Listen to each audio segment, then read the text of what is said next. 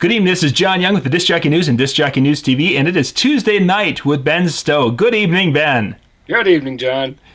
I'm excited to have you here because well, tonight in northern Minnesota is some really crappy weather going on. It's the end of winter, but it doesn't want to give up.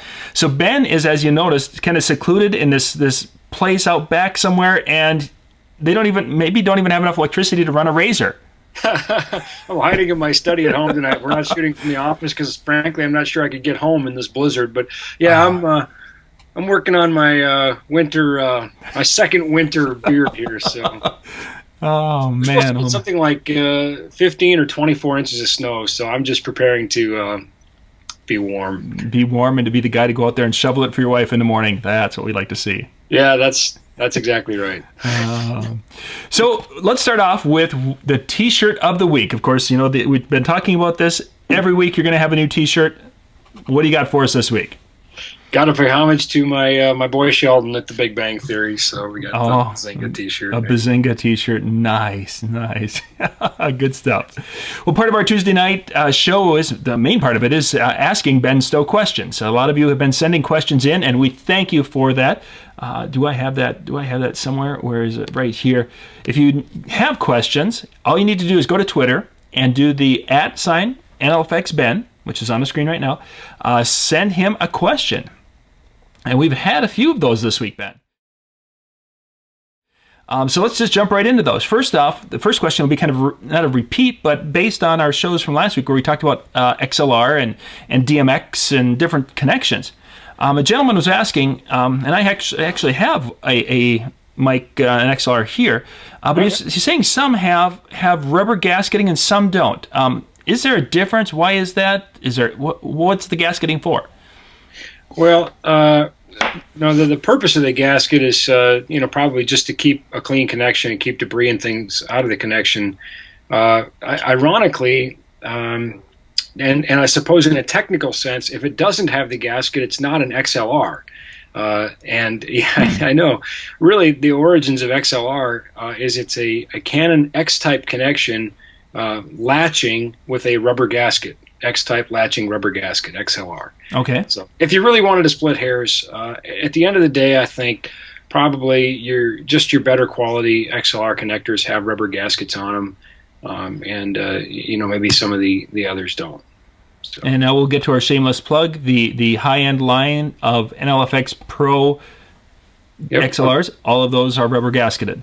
Absolutely. Our Platinum Series cables use Nitric XX connectors, and they do have the rubber gaskets. So they are an XLR. I'm a big history buff, and my travels take me, as we talked about in the first episode, all over the world. And when time allows, I'll try to visit a museum or something like that. And I was touring a World War II era ship, and noticed a connector on there. It was an XLR connector, and it actually said X-type on it. I was so excited about that. This is vintage XLR stuff, baby. Wow, and that all the way back to World War II. Yeah, would have been probably built in the probably in the late 30s. Late 30s. Yeah. Yeah. Wow. So there you go. We know that they were back that far, at least. Interesting. Cool. Let's jump to our next one. Now, the next question, this is going to be probably a little more in depth. Sure. We've had a couple of questions about crossovers. So let's just kind of talk about what crossovers are, what they can do is just kind of take us through that a little bit. So let's just start. What is a crossover? Well, basically, we'll think of a crossover as sort of like the traffic cop for our audio signals. And as we have different loudspeakers that are designed to reproduce different frequencies, the crossover is going to be, sort of the device that divides those up and says, okay, you go to the subwoofer, you go to the mid box, you go to the top box, or however many we're going to do. And I see you got my white pad up there, so let's just draw something up here. There we go. There's the whiteboard. Cue the Bill Cosby noises. I had so many comments on that. It was great. All right, so we got 20 hertz here on the low end. We got 20 kilohertz on the upper end, so 20,000 hertz. 20 hertz being the lower end of the human hearing, and 20 kilohertz being the upper end. And let's draw a high frequency box here. So this represents in the vertical plane the sound level. So you can see we're going up and then maintaining a level as we get high, high frequency that is. And then now here's our low frequency box. And at the point where these cross over is what we call our crossover point. So that's where the term crossover comes from. And what we're doing is we're reducing the level of the high frequency box and the low frequency box in the middle, or at that crossover point there. And that's where we're making that separation, as it were. Okay, so once we've got that up, let's talk about this a little bit. Now, let's say we're setting a crossover at 100. Mm-hmm. Now, where would that 100 be on your diagram? Would that be where the two are intersecting? Would that be where the low frequencies? Where would 100 be in that diagram? X marks the spot. So that 100 would be right there. So literally, then we would be losing maybe like from 95 already. Is that it? Is that an accurate statement? Yeah, absolutely. We can do a screen share here, and I can show you in some audio signal processing programs, how we would maybe set that on a DSP. I don't have an analog crossover to show you on, how the dials and things are set, but really it's all the same. It's just a matter of taking the information and putting it in. Almost everybody's using digital devices at this point, so I think that would be the best to use, and it gives you a good visual representation of what we're doing here. So yeah, and the drop that you see there in the frequencies is what we call a roll-off, and as we'll see in the DSP, there's several different options for that. Some that are more aggressive, some that are not as aggressive. I'm sure we're going to confuse people a little bit, and we'll take it back to as you said in the last episode, we'll take it back to the 8th grade level, and good enough is good enough, and once our viewers get comfortable, they can start to play around a little bit and flavor to suit. Sure. So crossovers can also be, certainly in the case if you have entirely passive components, they're essential for protecting devices. If we start sending low frequencies to tweeters, we're gonna blow those things up really fast. They're gonna slam into the phase plug and be done for really quick. Yeah. But the same thing occurs on subwoofers. Even we want to kind of crop out part of that signal on the lowest end and prevent those drivers from over excursioning and coming out of the magnet and then being done for. Mm-hmm. Sorry, I don't have a more eloquent answer, viewers. No, that's good. That's good. So really, you're saying even with the subwoofer, it will roll the low frequencies off also to protect itself. Yeah, we would want to set it that way. There's certainly no reason not to. And again, we can take a look on the DSP and. I can walk you through how one might do that. Let's bounce over to that. Okay, let's do that. All right. Okay, so what we're going to do here is we're going to take just kind of a simple DSP, one that I think would be very familiar to a lot of our viewers, or certainly in the same flavor. There's a lot of different brands out there. Pay no attention to the sticker on this one. And we're going to just take a look at the crossover settings real quick.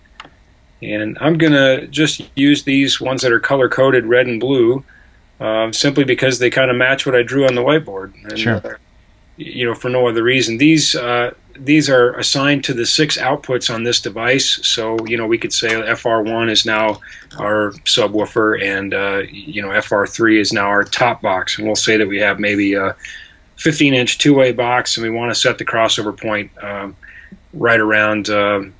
let's say right around 100 hertz. So here we can see all these different roll-offs that we talked about before. They can make you go a little bit batty, but just for simplicity's sake, we'll say I like to use a Linkwitz-Riley 24 dB per octave roll-off. Let's do that, and let's set that at 100 hertz. Now we can see this is already starting to kind of take shape like our drawing. Mm-hmm. And we're going to... Now, Ben, before we go too far, now that where you're showing the different roll-offs, is that basically just the amount of curve or angle? Is that the best way to describe what that would give us? Yeah, let's take a look at a couple. Before we get too much going on, that's a really good idea, John. That's why you're the host, right? So let's take a look. For example, these, we've got a Bessel, a Butterworth, and a Linkwitz-Riley, and they're all 24, but if we look at them differently, you'll see how much more yeah. that is. Yeah. We'll take a look at the Bessel real quick. And then there's all kinds of other choices up here. Now we can go a little bit less aggressive roll off. There we can see there's a 12 dB Linkwitz Riley, and here's a 24 dB. So we could have a very gradual slope. Yeah, very interesting. Yeah, again, I don't want people to get hung up on the details. Good enough is good enough at this point. Certainly this is better than. Trust me, we'll take a look at some serious engineering here in a second, and I'll make everybody. I can't wait to see the tweets after this. Give everyone a headache. Let's start with the red and blue lines, and we'll, because honestly, it's good enough for what we're doing. Yeah. You like anything, you start by crawling, and then you walk, and then you run. And if any of your viewers are looking at this and saying, "Wow, this is too simple," well, then it's not for you. So get over it. We're trying to help other people into the fold here. Yeah. All right, so let's go to the other end and let's do the same thing. And we're going to give this a complementing Linkwitz Riley, and we're going to put this at 100 hertz also. And there you can see there's our crossover right there. It's crossing over right at that 100 hertz. Yeah. Right there.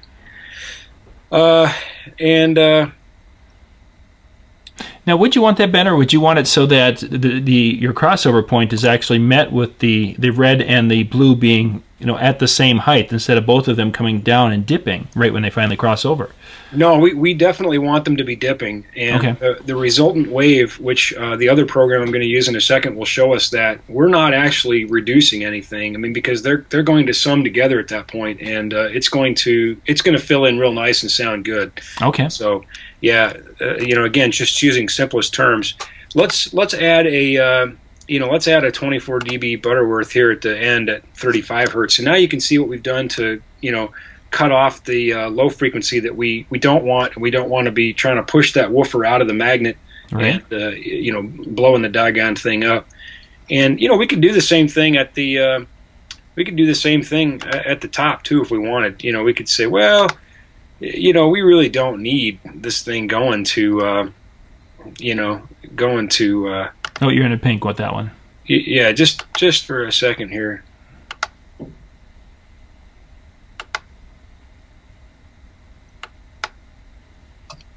Oh, gosh, I am in the pink. You're right. I'm sorry. See, that's what happens when you try to watch two computer screens at once.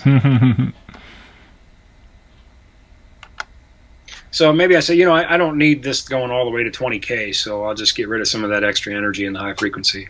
Now, really, with the high frequency, because it doesn't take as much power, would that matter? I mean, what would be an application where that would matter and you'd want to roll that off?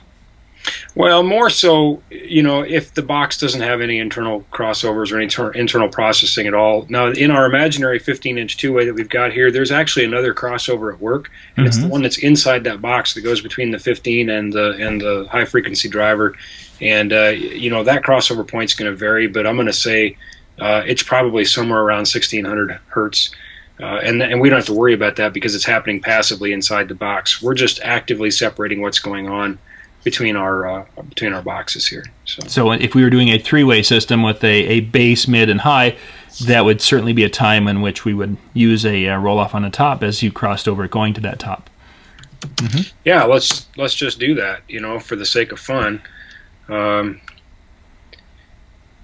We'll just add another box here.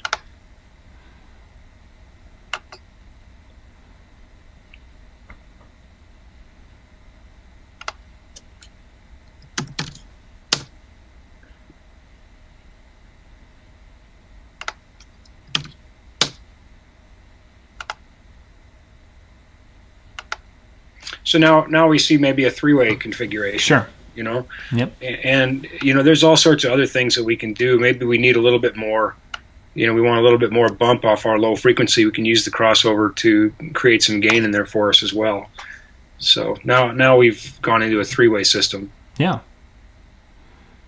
So you want to take a look at something a little more complex? Do you think we need to cover any more here? I'm certainly happy to keep going through it. Yeah, let's go and show a little bit more, and then we'll get to our last question for the night. All right. Again, if viewers have questions, you know the drill, right? Please just drop me a line, and we'll go into this in more detail. So, all right, what I've got here is a professional concert touring audio processing software. This is used for installation and tour, and definitely some pretty hardcore stuff. But fundamentally, it operates the same. Here we see our two-way crossover, and we can go in and set up pretty much exactly what we set up before.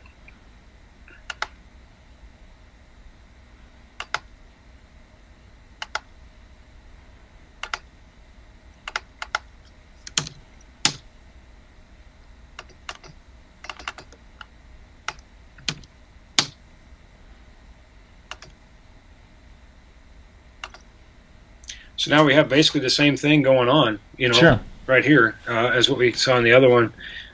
There's some really fun things this will do. For example, when I click the sum button, we see that we don't have that. That dip is gone because when it sums the speakers together, it tells us, oh yeah, it's all there. There's plenty of that. Okay. Interestingly enough, there's some really funky things that start happening when we switch between the magnitude and the phase. And this is just showing us our processing. If we add the speakers, this software actually can take the speaker's response and factor them in. And I set up another box before the show. I actually set up a 4-way line array system, like a concert line array system, to kind of show some of the real, hardcore stuff, the fun stuff. So we'll just jump to that real quick. Sure. And I also used FIR drive, which allows for much steeper roll-offs because it's FIR stands for finite impulse response as opposed to infinite impulse response. And that gets into definitely the next level and not 8th grade as you asked me to kind of stick to. But here we see all sorts of things going on. We see our crossover points, and we also see some FIR processing going on. We kind of see the ski hill slope EQ as well, and that gets into maybe a future show about line arrays and why we do that. What's going on here, though, of course, when we look at the sum and we have the speakers included, we see some pretty wild things. Oh, now I made it angry.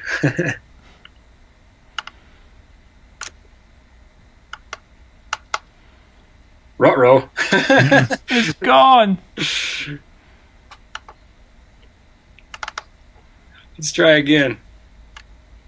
There we go. That's better. There's some pretty interesting things that happen when it comes to line arrays and line array processing. Because of the directionality of the high frequency, you'll hear only one box in the high frequency, but you may hear multiple boxes in the lower frequencies. So we have this ski hill slope process. That has nothing to do with crossovers. No. Yeah. Can you bounce back to that where you had all of the different? Can you get to that page again? That image. Right there. It had like 5. There we go. That one. Just what are each individual? So let's start on the right side there. It looks like a yellow configuration. Now, would that be a specific cabinet? Uh-oh. Windows 8 just being its charming self. Sorry. Nice. No problem.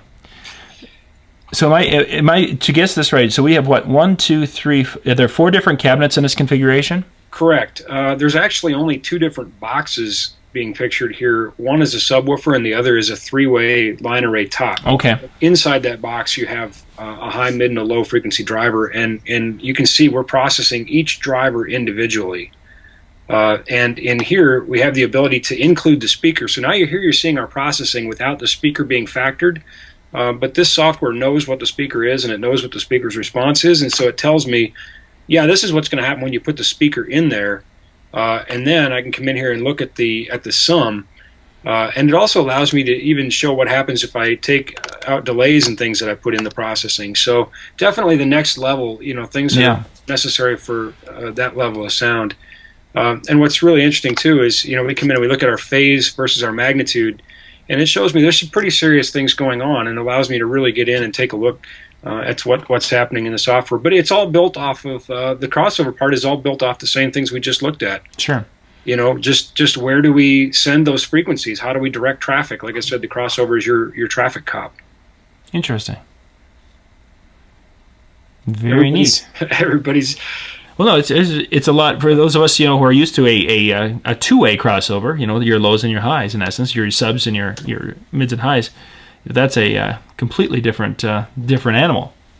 Well, so like I said, let's go back to this. I mean, at the end of the day, sorry for those gratuitous Windows 8 shots. So this is live TV, folks. What can you do? Go back here to our three-way crossover, and we saw that wasn't so bad. But let's take this guy out of the equation, and we'll just bring this guy back down to 100 hertz, and we're back to our two-way crossover. Yeah. And that's really all there is to it. Now, the big question people ask is, well, how do I find my crossover point? If you kind of pick 100 hertz as a good rule of thumb, you're going to find it somewhere between 80 and 120 hertz.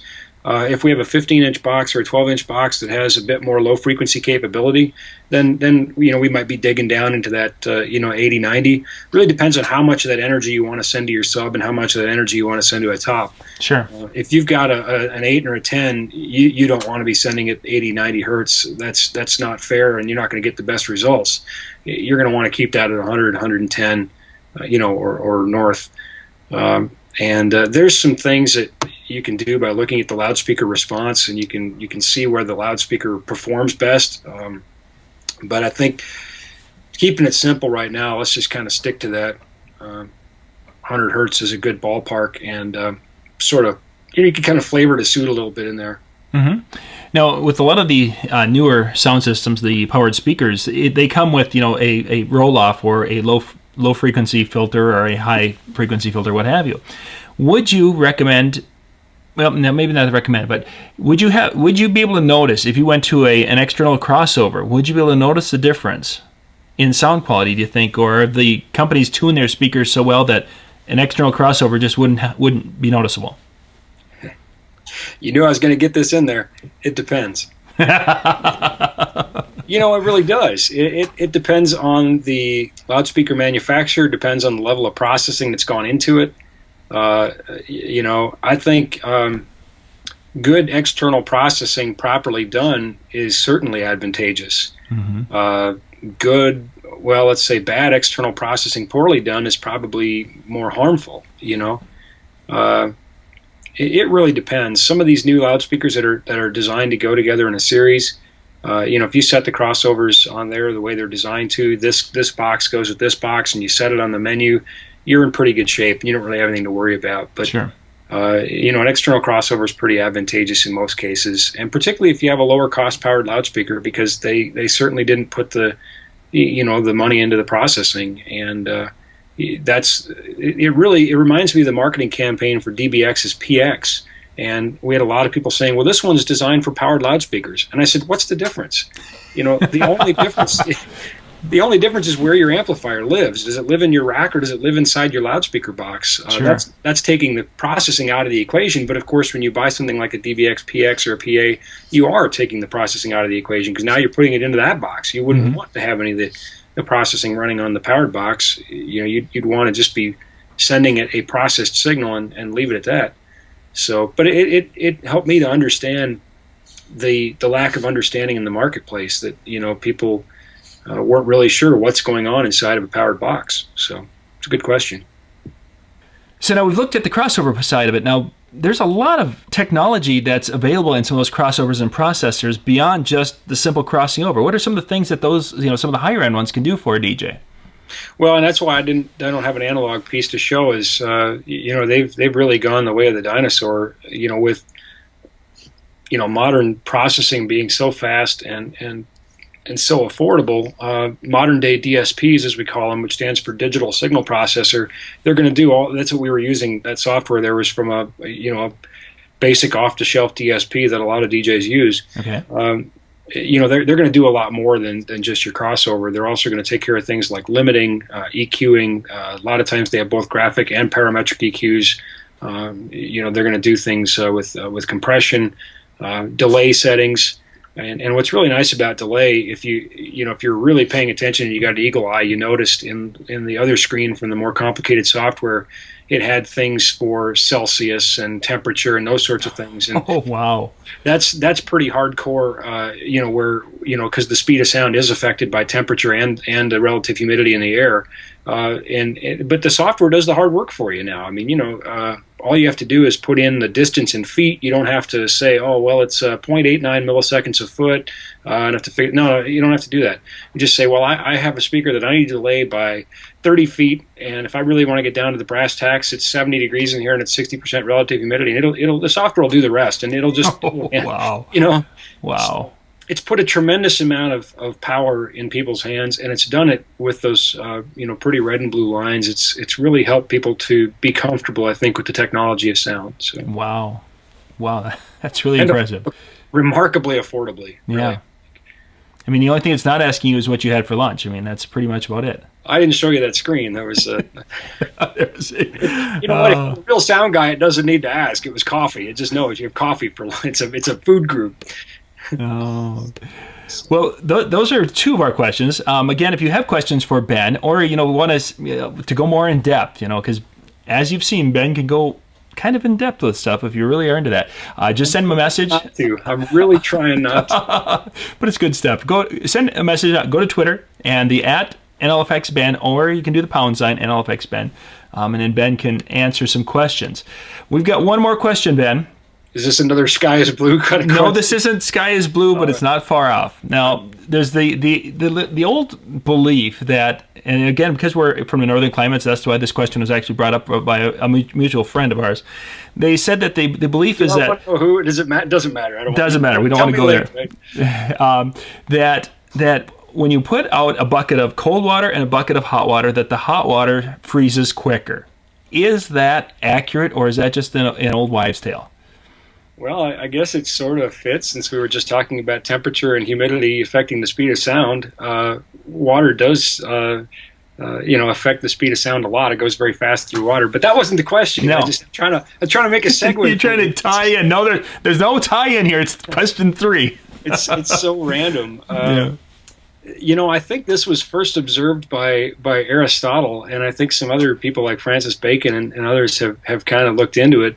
I don't know that there's actually an agreement on this. I don't know that it's actually been conclusively proven. I think there's been some scientific tests that lend a lot of credence to it, and they feel that hot water does in fact freeze faster than cold water. And then there are others who say, well, no, it doesn't. The tests were, maybe not, they were designed to produce that result. Luckily, my dad was a chemistry teacher, so I'm gonna try to dig into the memory banks and take a stab at this. But as I recall, the discussions on this, the prevailing belief is that you have these hydrogen bonds in water, and that's what gives water like its surface tension. Anybody that's ever done a belly flop knows all about that, right? Oh, yeah. Water's, it doesn't want to get out of your way, particularly when you impact it suddenly. It has kind of a viscous property, and that's because of the hydrogen bonds. And some people think that that's one of the things that causes this to occur, hot water to freeze faster. The other one tends to focus on the covalent bonds between hydrogen and oxygen, which, of course, water is the molecules, 2 hydrogens and 1 oxygen, H2O. I think the Royal Academy of Chemistry actually had a contest on this just late last winter, and they received over 20,000 submissions with different theories on why it happened. And I believe they picked a winner, but I think the takeaway, and yeah, I watch a lot of TV, and I stayed at a Holiday Inn Express once, but I think the takeaway from 20,000 submissions on this is that maybe nobody really has nailed it down just yet. And again, some people believe that it maybe isn't the case. So this is a good chance for our viewers, I think, in the winter that will not end.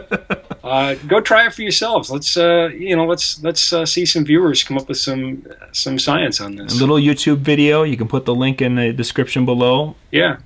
Here's my challenge back to you, viewers. I want to know, does it freeze faster? It's miserable outside. I don't want to go outside and find out. And for those of you in the warmer climates, you can still take a plastic cup with water in the freezer. Absolutely. Watch the clock.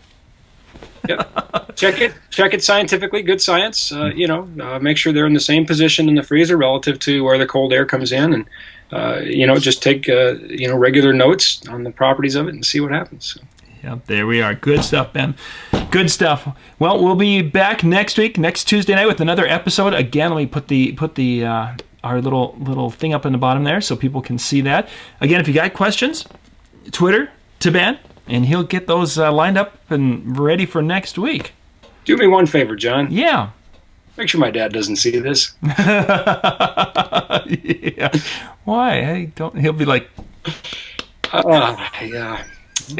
I squeaked through chemistry, so. Good stuff. Good stuff. Thanks, Ben, for being with us tonight, and we'll see you next week. Thank you.